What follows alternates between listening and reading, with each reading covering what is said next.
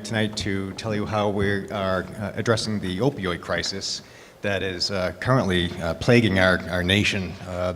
Roughly 125 people a day are dying from drug overdoses, and 10% of the people in children in foster care are there because one or both of their parents have died of a drug overdose. So it's truly, truly horrific what's happening out there. And so we're gonna tell you how we're addressing that. And on this slide here, this is just a typical scenario of someone who is addicted, actually in recovery from alcohol abuse, gets into a bike accident, ends up in the hospital, gets MRSA, and while in there, gets a heavy dose of opioids, Dilaudid, morphine, gets released, gets a prescription for opioids, 2 weeks later goes back to the doctor and for more, and really out of desperation. And we will, instead of reading this scenario, we'll go through how we are addressing this from really from a point of care system. And I'll let Doug sort of take it from there onto our next slide. So what do we do when we have, if you're a clinician, what do we do when we have a patient who's in pain and we know that we have limited options, that our protocols, we know that they're mixed in their success rate, we know that that patient is headed for difficulty, and we just know that what we're able to offer them is limited relief for a limited time, sometimes at great personal and physical cost.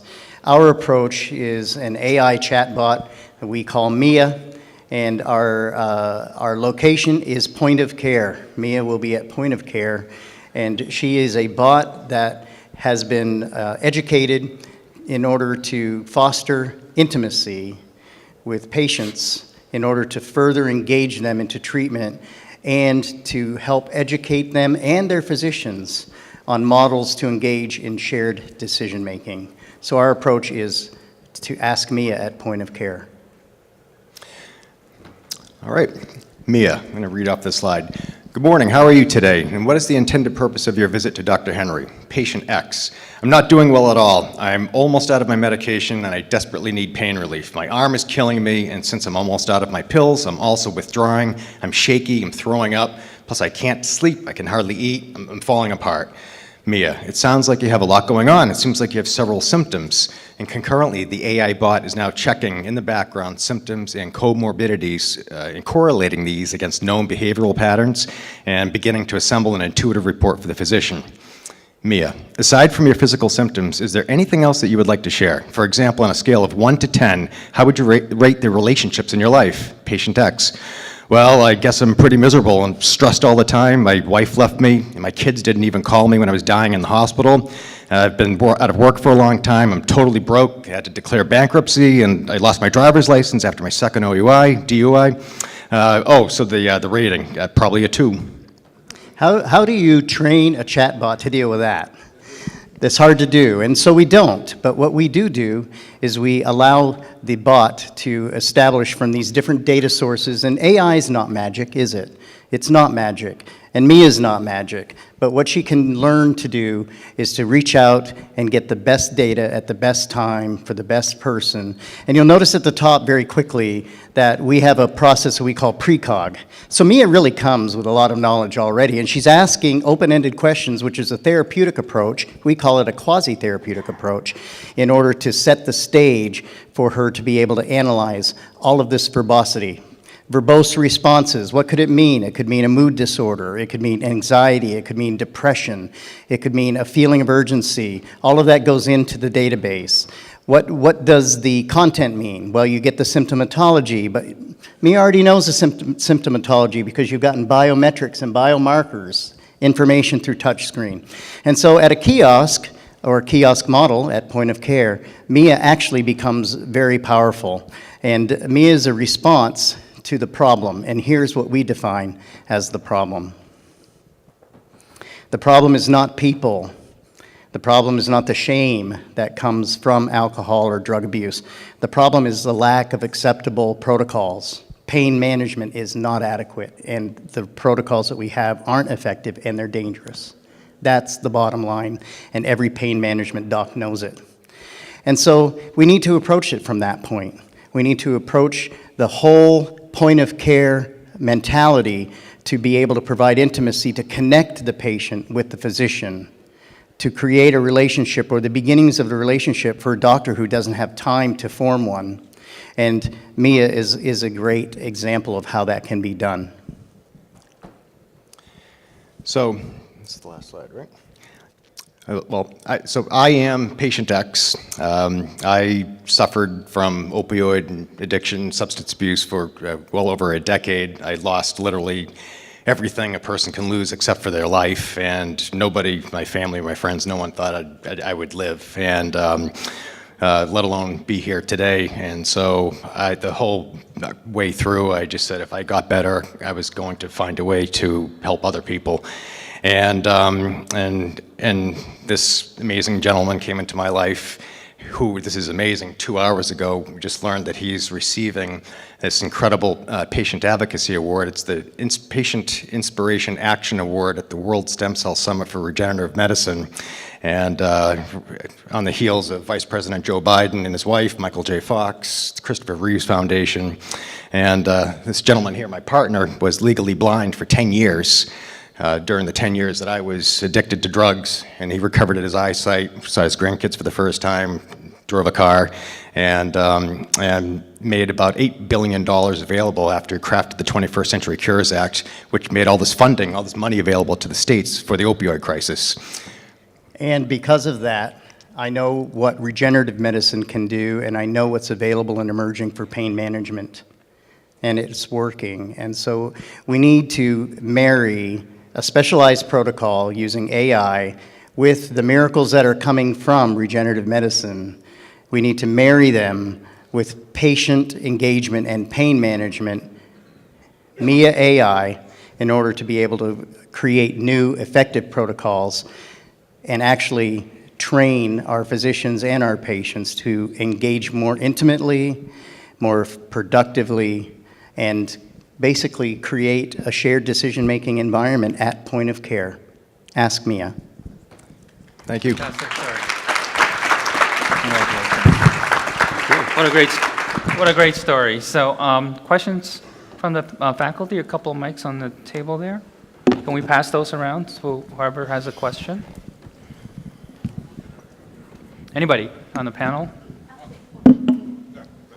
Let me just.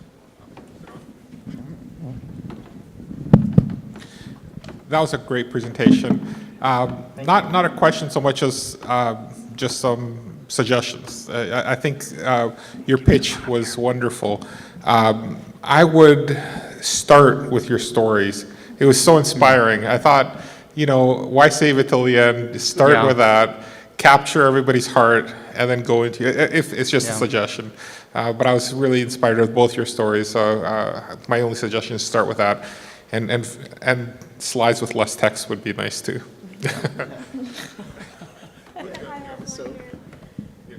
So Ron is the verbose one. I had to pare down those slides so much. Yeah. Less is more. Okay. So the subject matter is complex, right? The situation is very complex, and one of the elements that we sort of look at or we aspire for in advancing AI and chatbots type of environments is to be able to address those complexities. How have you began the process of being able to do that as you look to further develop Mia? I'm a clinically trained psychotherapist, and so what you're actually seeing in Mia's decision tree are actually clinical protocols that are used in medical social work. So you're actually bringing in at least a quasi-clinical decision tree into the process. So the idea is to provide some type of digital engagement that will persist through the clinical encounter. And just a really quick story. I rode a bus not too long ago. Actually, it was a long time ago because I was legally blind and riding buses. But I sat in front of 3 teenage girls all looking at their cell phones. And I learned this lesson very strongly because while they were working on their cell phones, they all started laughing at the same time. They weren't even looking at each other, and they were obviously sharing something that was very funny. And it taught me something, and that is that our whole paradigm of intimacy is changing, and we're changing too. And so AI is possible as a tool to lay the groundwork for intimacy, and that's what's missing in the clinical encounter. So that's basically how we do it. Okay, I've had some experience with chatbot, but your subject, your audience is basically people with opioid overdose, right? How do you deal with incoherent speech and sentences that are not handled by NLP? How would a clinician handle incoherent speech? It would pick up that the patient was incoherent, and it would be able to stage where that patient's condition was, taking in all the other biometrics, and give an estimation of where that patient was. So exactly how a clinician would. That's not the rocket science part. All right. Can we give everyone, give them a round of applause? Following that and the sunset is especially hard, so bear with me, thank you. So I want to present the work. This is the work of quite a few people. I'm just the one who's fortunate enough to be here to stand in front of it. But this is a team. I'm from Kensai, by the way, Chief Medical Officer there. So we're a team of doctors and data scientists. In this abstract included some work from University of Washington clinical informatics fellow who's rotating with us, as long as some partners in a large Midwestern hospital that provided the use case here. So what I'd like to talk about is actually something that's relatively simple. You've seen a lot of incredible technology, a lot of the future coming. In many ways, this is the past coming home to roost. So I want to tell about a very pragmatic application of big data moving into the cloud, helping clinicians with a workflow that ultimately is something that enables a system to stay in business while they're able to take better care of patients. So very prosaic application. And fundamentally, to motivate this, this is working with a large hospital system based in the Midwest. There are 8 acute care facilities, and they are struggling with the cost of drugs that they have to use to provide care for their patients. And because of the way that they're paid, they basically are eating that increasing cost year over year.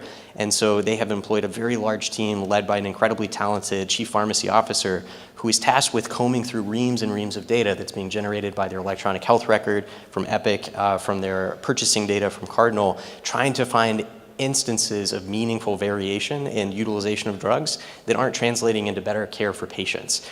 And those present them with opportunities to rationalize care, to align it with evidence, and to reduce the cost so that they can continue with their mission. Unfortunately, this is an incredibly laborious process, and so the current workflow looks something like this. A team that is led by an incredibly skilled pharmacist assembles a representative pharmacist from each of their 8 hospital systems. They spend at least an hour and sometimes 3 combing through Excel spreadsheets, using click dashboards and some other basic descriptive analytics, trying to find these needles in a haystack. Where do we see an increase in our drug utilization that's driving meaningful spend? Where is that traceable to some variation that isn't really reflected in outcomes? And where does that become the basis of a data-driven conversation that we can have with providers about how to rationalize care protocols or opportunities for substitution or a more robust formulary? And so as you can imagine, that's an incredibly time-consuming and inefficient process. So in an entire year, they may only make it through 30 or 40 potential opportunities for savings out of the hundreds and thousands and actually tens of millions of different transactions of drugs that they have in their system. And so they approached us. We're working very closely with Microsoft to help move data into Azure for them, to apply machine learning, to automate a lot of workflows like this. And if you think about it, there's a lot of pattern recognition and trend detection and a lot of analysis here that could be automated, and that's what we did. And actually, most of this initially was not done with machine learning. It was basically automating statistical processes that they were doing in an ad hoc way.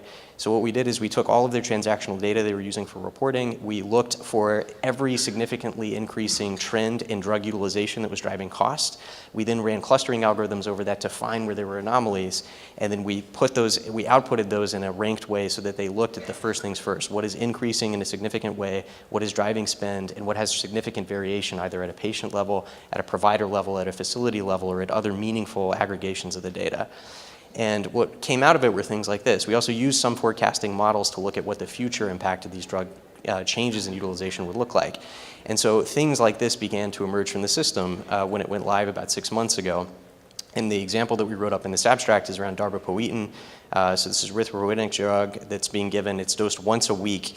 And what we saw in the system is that it was increasing in expenditure in a statistically significant way. It was an expensive drug.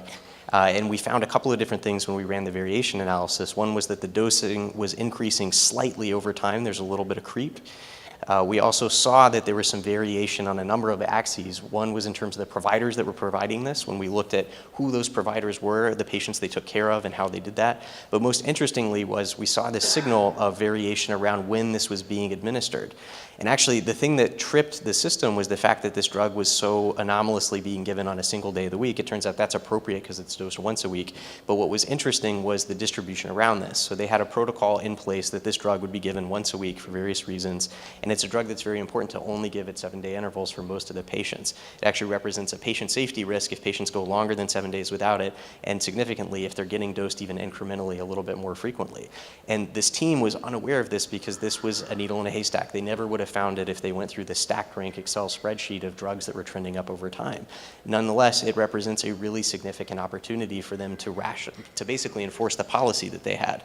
One of the other things that we found as we curated this with their team was that the choice of that day of the week was fairly arbitrary, and based on the patient flows and the patients that were getting this drug, if we moved it to a separate day of the week, it actually would prevent a lot of this leakage and spillover that was driving up doses and utilization unnecessarily. And so that was my last slide. But so they are actually implementing this right now. I just came from Detroit and met with this team. And so this is the first of many insights that are surfacing from the system that we put together. So thank you very much. I'm happy to answer questions on this. And this will be a paper that's coming out, I believe, unsure of the journal yet, but it'll come out shortly. So more details to follow. Thank you. Strong work. Okay. How did you approach that to figure out if a drug being given not on Wednesday was appropriate or not, to make interpretation? Fabulous question. And so really it's a function of, you're exactly right. I think the statistics, the machine learning can't give you the answer in a vacuum. You need a priori expert knowledge. And in this case, the indication for the drug really gave us a lot of that information about how often should it actually be given based on the evidence.